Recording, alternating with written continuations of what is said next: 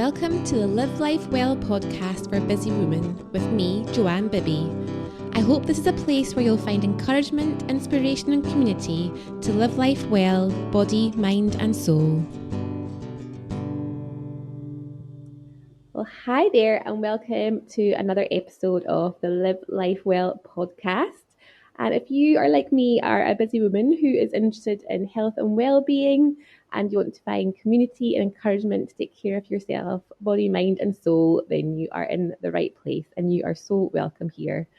And also welcome to my fabulous guest today, who is Natalie-Claire, who is a life coach for women in STEM, which we're going to hear more about in a moment. So Natalie, welcome. And please do tell us, what does STEM stand for and how did you get into that career? Tell us more. Yeah, sure. Thank you so much, Joe, for inviting me today. And I'm so happy to be here. So STEM stands for Science, Technology, Engineering, and Maths. So these are the different subjects that follow on to the different industries that they're part of. And it's generally, as you can imagine, it's a very male-dominated field, but I am so passionate about empowering women and encouraging women to really pursue what they want to do, whether that's in their career, in their life, in their business. And so I'm pursuing that career too. Interestingly, I graduated with that many years ago, and I didn't initially go into engineering. I actually went into entrepreneurship, really, and did my own thing for a few years, did a variety of things, speaking, coaching, and writing. And then it was most recently during the pandemic when I really thought, oh, okay, what's something I don't want to regret not doing in life? And the engineering came back up. And I was like, well, let me go for it. Let me get back into the industry and do that career because it's something I do love. I am passionate about STEM. And so I embarked on that again this year. And yeah, it's been fantastic getting back into the industry and kind of changing lanes with making that my main thing and then making my entrepreneurship the side thing. Fantastic. And that's so amazing that you're able to build a successful career and build a business alongside that you love, which we'll talk about more in a moment as well, because tonight's theme is all around kind of having the courage to pursue our dreams, which I love. I love that topic and I love that you suggested that, Natalie-Claire. I'm all about that here. So what's it been like as a woman in STEM, in that industry? Have you found that's been an obstacle or something you've had to overcome, or do you feel like you had to sort of prove yourself, or would you say that's a bit of a stereotype? What's your experience been? Generally, it's been a mixture of both. And in the beginning, it has been a bit about proving yourself. And as time has gone on, I think industry in general and the world in general have got more understanding of it and really wanting to encourage girls into these careers because we, as a population, we need women in all industries to really have their say, have their ideas and their intellect as part of the solutions that we need in this world. And so I found that as time has gone by, from the time I graduated to now, things have changed. There's much more openness, much more encouragement, and even in the leadership as well. Currently, my manager, she's a woman, and that's the first time that's happened to me, like a female manager. And yeah, and it's just that representation has increased, and also the men in the industry are also supporting women and also trying to understand women and really embrace that, like, togetherness in terms of men and women in teams actually create better teams and better solutions. So things have changed over the years. Mm-hmm. That's great to hear, and it's great to hear that you've sort of forged the way for that to happen. And it's great for girls to see other women in that industry. If there's girls in school that just love those subjects, that they can see people like them in that industry doing well. And I'm so glad that people are recognizing that women bring something different. Like, we're equal, but we're different, aren't we? So we can bring something unique to the role. So that's fantastic. You've had a mostly positive experience by the sounds of it. Yeah. Oh, great. And so what's made it, I've heard this term a lot recently, this idea of being multi-passionate, like having different sort of passions that you want to pursue. So what made you want to have a side no, I don't really like the term side hustle, but a side project that you also love as well as this career you love, because that takes a lot of time and energy, doesn't it? So what made you want to pursue both streams, both Yes, interests? it does take a lot of time, effort, and energy. And it's just a determination. For me personally, it's really not having any regrets in life. So being able to do what you want to do. And there's never a perfect time. So if you want to have a career, you want to have a business, you want to have a family, start start with where you are and things will fall into place. That's what I found is that when you're going after something that you truly passionate about, that you truly love, is there will be space for it, there will be time for it. And one thing I've found out, it's not all about doing everything at one time. It's just about having that balance of letting one thing be the main thing for a time and then focus on another thing and kind of ebb and flow from one to the other. So when I first got back into the industry at the beginning of this year, I really scaled back down my business side of things, the networking, all the different groups I was part of, and had to generally say no to a lot of things in order to give myself time and space to really settle in back into engineering, to industry, really get to terms with that 9 to 5 life. That's kind of been, it was a drastic shock on my system, kind of being in that rigid framework.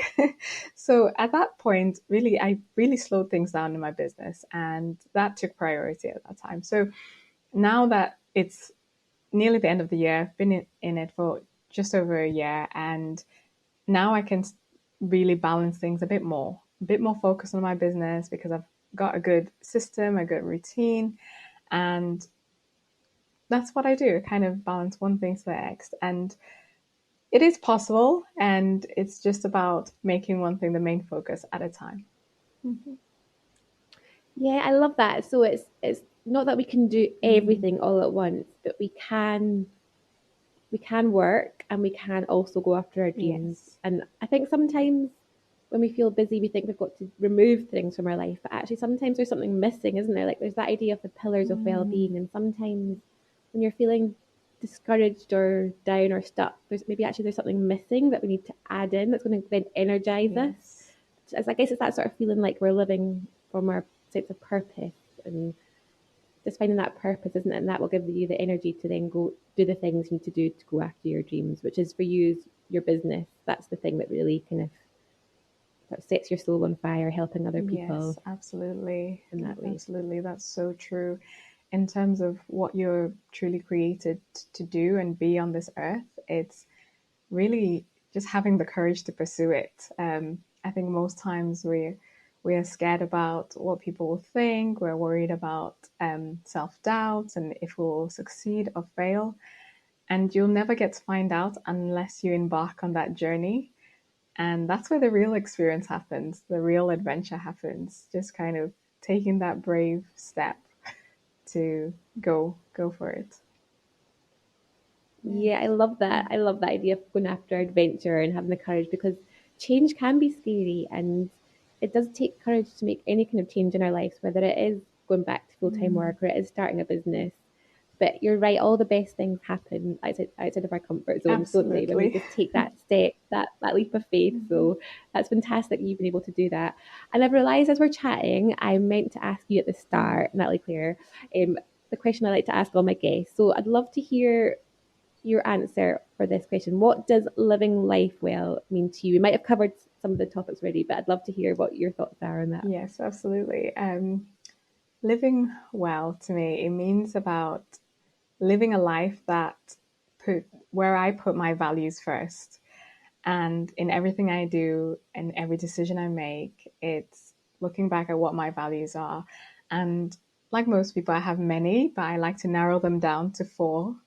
And that for me, that's faith, family, fitness, and also financial freedom. And because that really then supports the other things that I want to do in terms of taking care of others, helping others, in my faith, and in my family, and also with my fitness. Those are things that are all supporting each other by working together. So yeah, living a life well is about putting my values first. Yeah, and that's so good. And that's a theme that does come up quite often on the podcast, how important it is to know our Yes. values, because that just helps us define all our decisions. It helps give us that foundation to make the big decisions in our life. Like, do they align with our values? Will this decision take me closer to my goals? So it's so helpful to do that, isn't it, to narrow it down? And I love your little four Yes. F's. That's fantastic. It's really good way of remembering it. And I know for both of us, our faith's really important to us. Yes. That's like a big factor in making decisions in our life, isn't it? And just feeling there is a purpose to our lives, that we are made to make a difference, Yes. and we're all made with a unique purpose. But like fitness, how do you fit that in, Natalie Claire? Like, you're working, you've got your business. How do you manage to take care of yourself as well amongst all that? It's yeah, similar. It's just about timing. So there are periods of times where I go where just going for a daily walk is part of my fitness. Mm-hmm. And then there'll be other Yes. times when maybe I can have a 10-15 minute workout.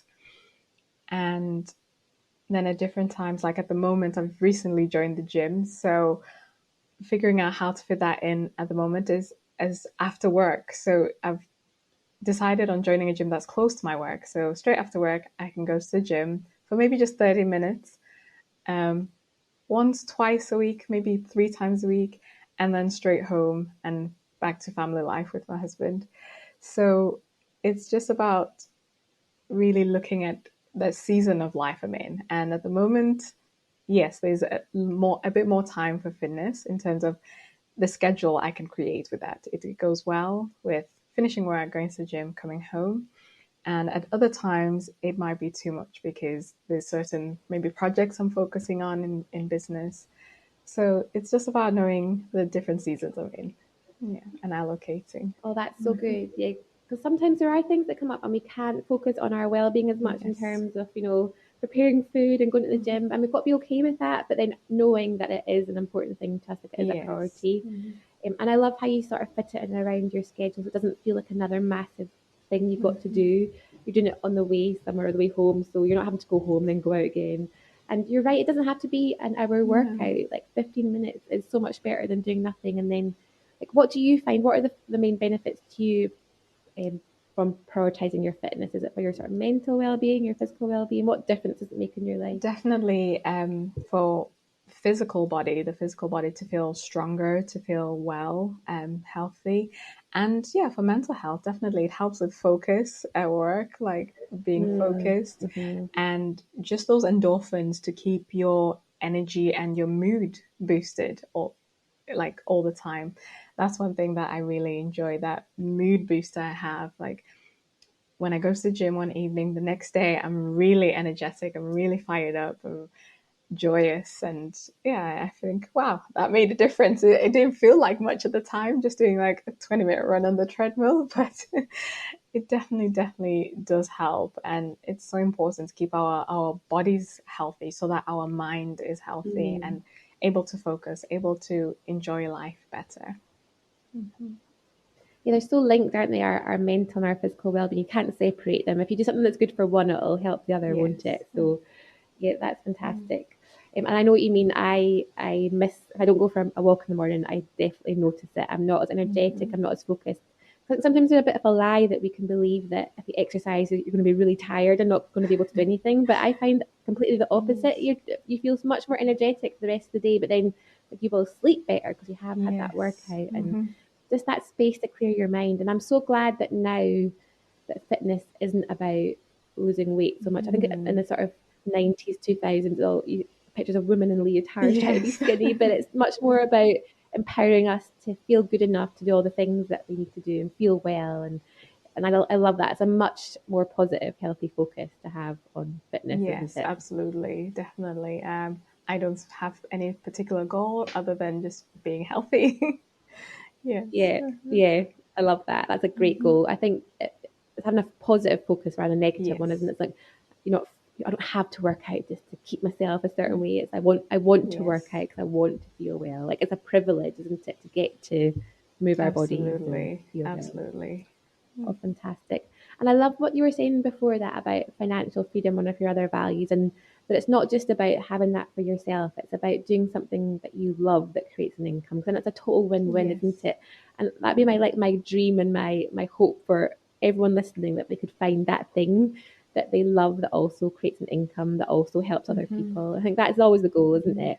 And it sounds like you're on track for that. So that's fantastic. So just thinking about that, sort of, you've been able to do something that you love that creates an income stream for you. What what was where did your sort of passion for coaching other women in STEM come from, or even your passion for coaching to start off with, maybe, and then why did you decide to focus on that sort of group of people for your coaching? Yes, it was a very interesting way that how I got into coaching actually. It was when I graduated and I was looking to go into the engineering industry and it didn't quite work out. So I was figuring out what to do. And I happened to bump into a coach who was talking about confidence and 5% more confidence. And I was like, oh, that's not much, but it would help a lot. I would be bolder in everything I'm doing. I'd ask for things. I would, you know, be visible, show up to places differently. And she really impressed me. And I kind of just found out more about her and what does she do. And then I had coaching myself. That's where it began. And the biggest outcome of that was that she helped me realize that we all have life goals like, oh, I want to do this before I die. I want to do that before I die. And she helped me realize that all your goals, if you really put your mind to it, you can make them all happen within a year. And when she helped me realize that, I was like, wow, that's amazing. It's all about really setting the goal, creating a plan, having the intention, and taking action on those plans that you've created. And things that you want to do in life, they don't have to be, oh yes, I'll do this before I die. And who knows when that could be. You're not guaranteed 50 years of life or 100 years of life. So what can you do in the next day, in the next week, in the next month to really get started on that? And I was so impressed because my life was changed by coaching. So I thought, how I would love to do this for people. I'd love to help them change their lives too. And then I embarked on that journey. I was like, yes, I'd love to become a coach. That's kind of where we got started. And I've always been in STEM and always been around women in STEM because that's what I'm passionate about. And when I first started coaching, I was coaching women in general. And the more I coached women, the more I realized that the most of the women I was coaching were already in STEM because we had that similarity of structure, order, academic background. And the one thing that really helps women in STEM through coaching is helping them to truly feel comfortable doing something they're passionate about rather than just something they're academically smart at, because that almost comes easy to them. It's like, oh, of course I did well. Of course I'm one of few women and I can do it really well, but I'm really passionate about something else. So yeah, a few of my friends in STEM, they'll have a passion in something completely outside of the STEM industry. And they're so worried about what people will think. Oh my goodness, I'm only known for the science thing. I'm only known for the engineering and maths. But if I want to do fashion, or if I want to do coaching, if I want to become a personal trainer, that's something I'm really passionate about. And so I coach women in STEM to be comfortable and confident to go out and do that very thing that they're passionate about outside of their career, outside of their academic abilities. And yeah, I found a really good match for me and them to kind of understand each other. Mm-hmm. Oh, brilliant! I can totally see that, how you get those, that group of women, because you've gone on a similar path to Yes. them. You'll relate really well. Also, even if been in this position where you're like, there's more. Like, this is great, but there's also more. And sometimes you just need that little bit of accountability, or someone to cheer you on, Mm-hmm. to take that seed that you've got, that little dream, to turn it into something real, like you said, and not just to put it off, but actually to take action towards that. And I really hear what you're saying about sometimes we can find our identity, or our feelings of self-worth in our career or our Yes. title.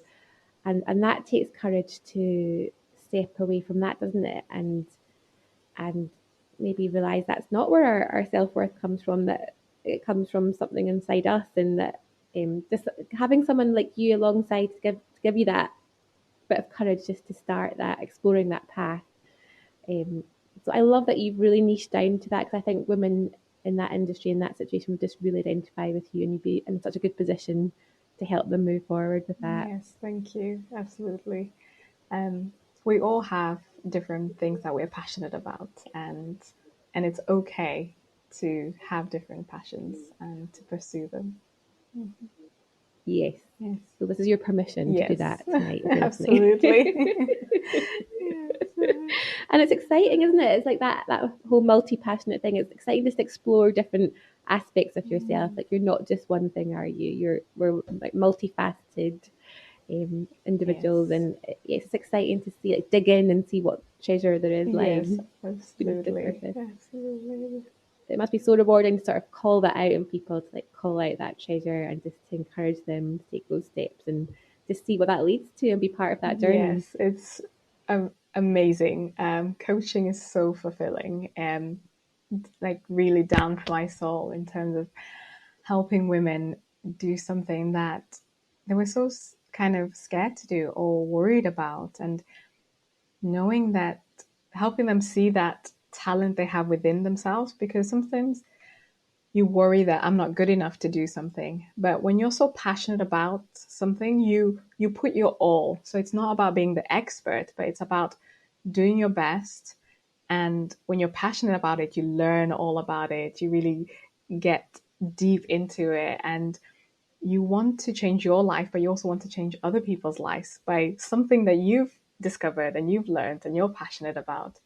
And so it's just about helping them really take that out into the world. And like, you already have it and you know how amazing and passionate you are about it, but let's share it with others and let's gift others this gift that you have too. Yeah. Yeah, yeah, that's fantastic. So if you're a woman in any of those industries that we've touched on and you've got this dream, then speak to Natalie-Claire, and she'll, I feel like you'll just lend them a little bit of courage to get Yes. started, and then there'll be no stopping them. Yes. So we've sort of touched on this, Natalie-Claire, but and we're talking about how you fit with your sort of fitness and well-being into your busy life. But when I see you, on social media, and when I meet up with you, I'm always just so impressed about how kind of organized you are and how well you manage your time. So I want you to hit us with your top tips for time management. Absolutely. And it's all about routines, schedules, and planning. I'm a big believer in planning everything, even including the time you want to rest, the time you want to do nothing, the time that you will just have a block of time that's empty. Like literally scheduling it all, because sometimes we even forget to schedule time for ourselves to rest, that self care.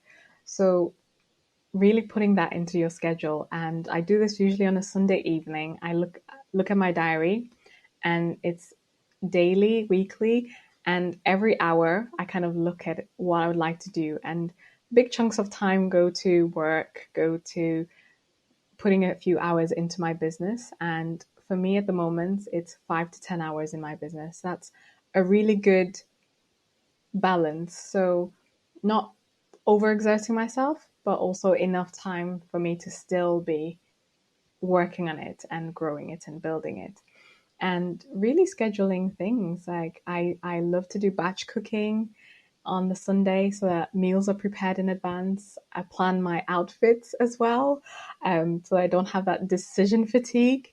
So it's a lot of planning, and having that time to plan. So for about 1 hour on a Sunday evening, I'll be planning things for the week, and also beforehand, I'll be making things easier for myself during that week. So my workout clothes are planned, my outfits are planned, there'll be food ready for the week, and then during the week, it's much easier to do everything else. Okay, go to work, come back, go to the gym, come back. There's already food.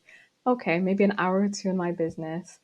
And this is my schedule, but what I help my clients do is create their own schedule for themselves that really works with their lifestyle, works with their career, their priorities, family, and being able to fit that in, because sometimes we feel overwhelmed because we're not looking at everything and finding time for where it will go in our schedule.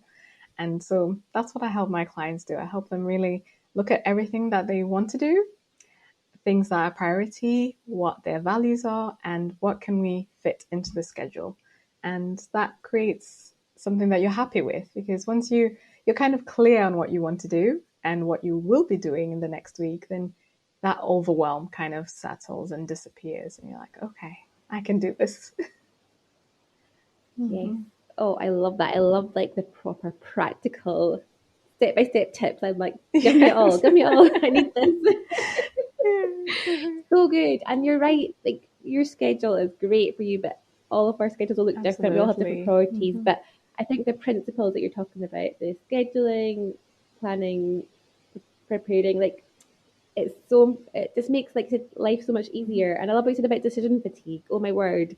Like the worst thing I feel about being an adult is having to decide what to cook every night, especially with two fussy children. Like, I love cooking when it's just me and a clean kitchen, but that doesn't happen very often. But literally, the kids are like, "What's for tea, mum?" And it's like, "Oh." So, but like what you're saying, like planning your outfits. I'm so impressed by that. I don't know if I'll ever be at that level.